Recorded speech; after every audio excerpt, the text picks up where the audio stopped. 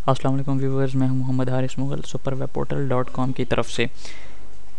और हम जो हैं एसईओ के ऊपर लेक्चर 2 के ऊपर बात करेंगे। पहले जो हमने देखा पिछली क्लास में कि किस तरह से एसईओ क्या होती है और एसईओ का इंट्रोडक्शन देखा, और अभी हम जो है वो देखेंगे कि एसईओ को हम किस तरह से कितनी टाइप्स हैं और एसईओ को हम आगे किस तरह से इम्प्लीमेंटेशन कर सकते हैं, किस किस तरीके से। तो इसके लिए मैं अपने पास नोटपैड ओपन कर लेता हूँ और हम यहाँ पर देखते हैं कि हमारे पास एसईओ की कौन सी टाइप्स हैं। हमारे पास जो एसईओ की टाइप्स हैं वो मेन टाइप्स दो ही हैं, ठीक है। एक है हमारे पास ऑन पेज एसईओ, ठीक है, ऑन पेज एसईओ, ठीक है। एक हमारे पास ऑन पेज एसईओ है और एक हमारे पास जो है वो है ऑफ पेज एसईओ, ठीक है। अब ये दोनों एसईओ में क्या फ़र्क है, क्या है। जो हमारे पास ऑन पेज एसईओ है, ठीक है, इसमें हमारे पास जो चीज़ें आ जाती हैं वो हमारे अंदर, जैसा कि नाम से ज़ाहिर है, ऑन पेज का मतलब है कि आपकी साइट के पेज के ऊपर, ठीक है, आपकी साइट के पेज के ऊपर जो भी हम काम करेंगे एसईओ से मुतालिक जो भी काम होगा वो होगा ऑन पेज एसईओ।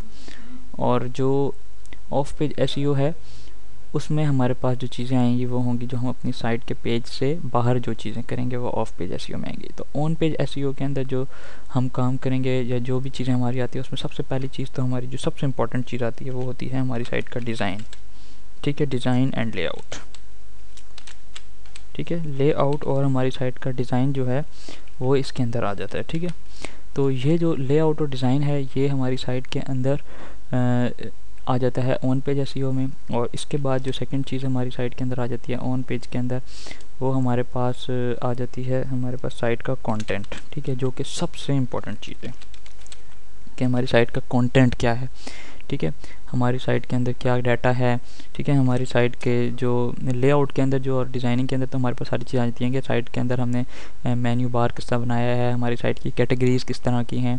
अगर तो आप वर्डप्रेस या ब्लॉगर यूज़ करें तो उसमें तो आपको एसईओ फ्रेंडली थीम्स और टेम्पलेट्स वगैरह मिल जाती हैं। अगर आपने कोई टेम्पलेट नेट से उठाई है तो वो भी एसईओ फ्रेंडली होनी चाहिए।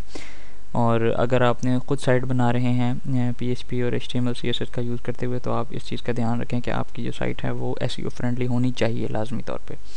उसके बाद आपका साइट कंटेंट जो है ये किंग है, इसके ऊपर जो है वो कोई शक नहीं है कि जो भी आपकी साइट के अंदर कंटेंट है वो आपको एसईओ में सबसे ज़्यादा हेल्प करता है। अगर आपकी साइट के अंदर जो है वो कंटेंट वाफर मिकदार में, यानी कि बहुत ज़्यादा कंटेंट है और यूनिक कंटेंट है जो पहले इंटरनेट पे अवेलेबल नहीं है, और ऐसा कंटेंट है जिसको लोग ज़्यादा सर्च करते हैं, तो डेफिनेटली आपकी साइट जो है वो टॉप पर आ जाएगी ईजीली सर्च रिजल्ट्स के अंदर, ठीक है। तो साइट कंटेंट जो है ये तो बहुत ही इंपॉर्टेंट है। उसके अलावा जो है आपके HTML के जो टैग्स हैं, ठीक है, HTML के टैग सबसे इम्पॉर्टेंट हैं, जिसके अंदर हमारे H1 हेडिंग्स के टैग्स, H2 के टैग्स वगैरह जो आ जाते हैं, ठीक है, पैराग्राफ के टैग्स। तो ये जो टैग्स हैं ये हमारे पास इम्पॉर्टेंट हैं, ठीक है। इसके अलावा आपका टाइटल्स जो आप दे देते हैं, ठीक है सॉरी, इसके बाद टाइटल्स आ जाते हैं। टाइटल्स के बाद आपके पास आ जाते हैं मेटा टैग्स, ठीक है, मेटा टैग्स आ जाते हैं आपके पास। उसके बाद आपके पास कीवर्ड्स आ जाते हैं, ठीक है। ये सारी चीज़ें हम नेक्स्ट लेक्चर्स में देखेंगे कि हम इनको किस तरह से ये सारी चीज़ें अपनी साइट के अंदर डाल सकते हैं, ठीक है। कीवर्ड्स, मेटा डिस्क्रिप्शन आ जाती है हमारे पास, ठीक है। ये क्या है मेटा डिस्क्रिप्शन और इसके ऊपर हम काम किस तरह करते हैं, ये सारी चीज़ें हम बाद में देखेंगे, ठीक है। ये हम नेक्स्ट लेक्चर में इंशाल्लाह आगे आने वाले लेक्चर्स हैं उनमें हम देखेंगे किस तरह से हम ये मेटा टैग्स और कीवर्ड्स और टाइटल्स और H1 H2 पैराग्राफ के टैग्स वगैरह किस तरह से हम देखते हैं, ठीक है। इसमें हमारे पास HTML की कोई एरर्स नहीं होनी चाहिए। इसके अलावा कीवर्ड्स हमने यूज़ जो कि करेंगे वो हमारे रिलेटेड होने चाहिए टॉपिक से, और किस तरह हमारा जो टेक्स्ट है वो होना चाहिए। हमारी सारी चीज़ें इन ऑन पेज एसईओ के अंदर आ जाती हैं, ठीक है। उसके बाद जो है इमेजेस जो हैं, इमेजेस को भी टैग्स देना ज़रूरी है, ठीक है ना। इमेजेस ये भी एक इम्पॉर्टेंट पॉइंट है कि इमेजेस जो हैं उनको आपने अल्टरनेट टैग्स दिया हो, ठीक है। इमेज का ऑल टैग्स या अल्टरनेट टैग जिसे कहते हैं वो भी आपने दिए हों प्रॉपरली, ठीक है, सारों को। और टाइटल इमेजेस के जो नेम्स हैं वो भी यूज़र फ्रेंडली और जिस तरह का आपका इमेज है उसी से रिलेटेड होने चाहिए। तो ये सारी चीज़ें ऑन पेज में आ जाती हैं, साथ साथ हम और भी इसको एलेबोरेट करेंगे आगे जाके। उसके बाद हमारे पास ऑफ पेज एसईओ आ जाती है। ऑफ पेज जैसा कि नाम से ज़ाहिर है कि आपकी साइट से बाहर आपकी साइट से बाहर की जो चीज़ें हैं वो आप किस तरह करेंगे। तो उनमें जो हमारे पास सबसे बेसिक चीज़ आ जाती है, सबसे पहले जो आप साइट कंप्लीट कर लेते हैं आप उसको जो है वो वेरीफाई करते हैं गूगल वेब मास्टर टूल के अंदर, ठीक है, या बिंग वेब मास्टर टूल के अंदर। तो आप इसको वेब मास्टर्स जो टूल है वेब मास्टर्स का, उसके अंदर आप अपनी साइट को वेरीफाई करेंगे। उसके बाद वेब मास्टर टूल के बाद जो है आप इसका साइट मैप जनरेट करते हैं, ठीक है। साइट मैप बना के वो आप सबमिट करेंगे और उसके बाद जो है आप जितने भी सर्च इंजन हैं उनमें अपनी साइट का जो URL है वो सबमिट करेंगे, ठीक है। तो उसको हम कह देते हैं सर्च इंजन सबमिशन, ठीक है। यानी कि सर्च इंजन जितने भी उनमें आप सबमिट करेंगे, जितने भी याहू, बिंग, गूगल, अल्टा विस्टा और जितने भी पड़े हुए सारे वो आप जो है वो सबमिट कर देंगे हर एक में बारी बारी से। और इसके बाद जो है उसके बाद जो चीज़ें आ जाती हैं वो आप बैकलिंक्स बनाएंगे, ठीक है। यानी कि बैकलिंक्स क्या हैं ये भी हम आगे इसको भी एलैबोरेट करके देखेंगे, लेकिन अभी मैं आपको बता दूं कि बैकलिंक का मतलब ये है कि आपकी साइट के जो लिंक है, जो URL का लिंक है, वो दूसरी साइट के ऊपर कितनी दफ़ा है, मतलब कितनी साइट्स के ऊपर जो है वो अपना लिंक जो है वो सबमिट किया है, किस्म का एडवर्टाइजमेंट आप इसको कह सकते हैं। तो वो हम किस तरह करते हैं कि हम वो जो है डिफरेंट साइट्स पे बना लेते हैं। हम फॉर एग्जांपल हम जो है वो डायरेक्टरी सबमिशन कर लेते हैं, डायरेक्टरी सबमिशन करते हैं। इसके अलावा क्लासिफाइड साइट्स के अंदर भी जो है जिस तरह OLX और देखो .com, PK वगैरह और बड़ी बड़ी जितनी भी साइट्स हैं उन सब में हम क्लासिफाइड साइट्स में अपने एड्स, इमेजेस वगैरह भी सबमिट कर सकते हैं। इसके अलावा जो है हमारे पास आ जाती हैं सोशल नेटवर्क्स, ठीक है। सोशल नेटवर्क्स जिस तरह की फेसबुक हो गई, लिंक्डइन हो गया और इस तरह की जितनी भी ट्विटर हो गया, ठीक है, इनके अंदर जो है सोशल नेटवर्क्स के अंदर जो है आप अपनी साइट का अकाउंट बनाएंगे और उधर जो है क्या कहते हैं अपनी साइट का एक, यानी कि फेसबुक है तो आप उस पर फ़ैन पेज बनाएंगे, उसका ग्रुप बना लें, फ़ैन पेज बनाएं, ट्विटर के अंदर उसका अकाउंट बनाएं, वहाँ पर फॉलोअर्स बनाएं, गूगल प्लस के अंदर आजकल वो बहुत ज़्यादा इंपॉर्टेंट है, गूगल प्लस के ऊपर उसके ऊपर अकाउंट बनाएं। ये हम बारी बारी से देखेंगे भी इनके ऊपर कि किस तरह से हमने काम करना है, इसके ऊपर भी हम काम करेंगे। और उसके बाद जो है हमारे पास सोशल नेटवर्क के बाद जो आ जाता है वो हमारे पास आ जाती हैं कि book marking site, social book marking, ठीक है। सोशल बुक मार्किंग साइट्स हैं, सोशल बुक मार्किंग, यहाँ से भी हम जो है वो अपने लिंक्स जो हैं अपनी साइट के सबमिट करते हैं यहाँ पर भी।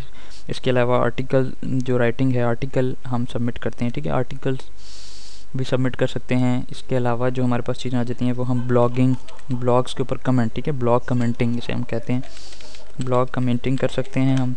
ब्लॉग्स जितने भी आप देखें, अगर वो चाहे वर्डप्रेस पे बने हो या ब्लॉगर पे, आप उधर कमेंट करें, कमेंट के साथ आप अपना वहाँ पर वेबसाइट का URL दे सकते हैं।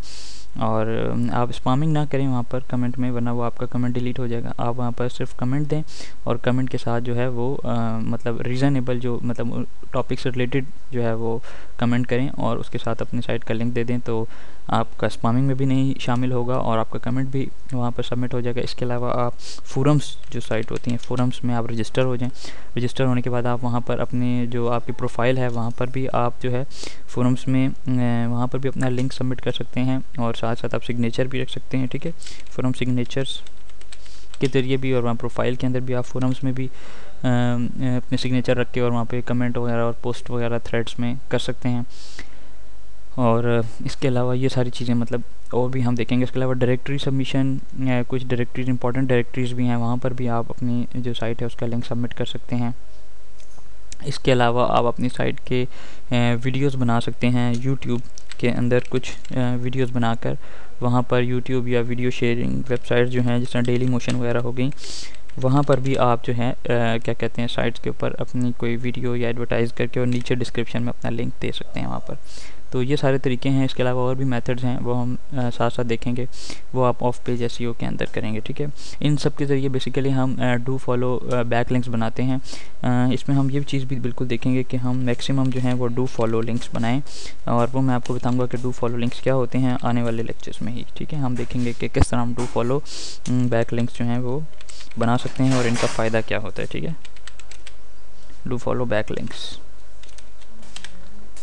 तो ये सारी चीज़ें हो गई। ये दो चीज़ें हमने आज देख ली हैं कि ऑन पेज एसईओ क्या होती है और ऑफ पेज एसईओ क्या होती है और इनमें क्या क्या चीज़ें आती हैं, ठीक है। ऑन पेज एसईओ में क्या चीज़ आती है और ऑफ पेज एसईओ में क्या चीज़ आती है, ये चीज़ें हम एसईओ के अंदर देखेंगे और बारी बारी से ये सारी चीज़ें हम जो है वो कंप्लीट करेंगे। इसके अलावा ऑफ पेज एसईओ में एक चीज़ और भी आ जाती है, वो है आपका एनालिटिक्स। हम जो है वो गूगल एनालिटिक्स जो है ठीक है, वो हम उसके अंदर जो है वो हम अपनी साइट जो है वेरीफाई करेंगे और देखेंगे वहाँ से हम कि हमारी साइट में क्या असर हो रहा है, मतलब विजिटर की स्टैट्स वगैरह जो है वहाँ से हम देखेंगे। ठीक है, वेब मास्टर टूल से भी आप देख सकते हैं और गूगल एनालिटिक्स जो है वो हमें बिल्कुल एग्जैक्टली बताएगा कि यहाँ से हम अपनी स्टैट या एसईओ के ऊपर हमारी क्या असरअंदाज हो रहा है साइट के ऊपर काम करने के बाद, तो वो हम वहाँ से देखेंगे। तो मिलते हैं नेक्स्ट लेक्चर में, इससे आगे का देखेंगे। बहुत शुक्रिया।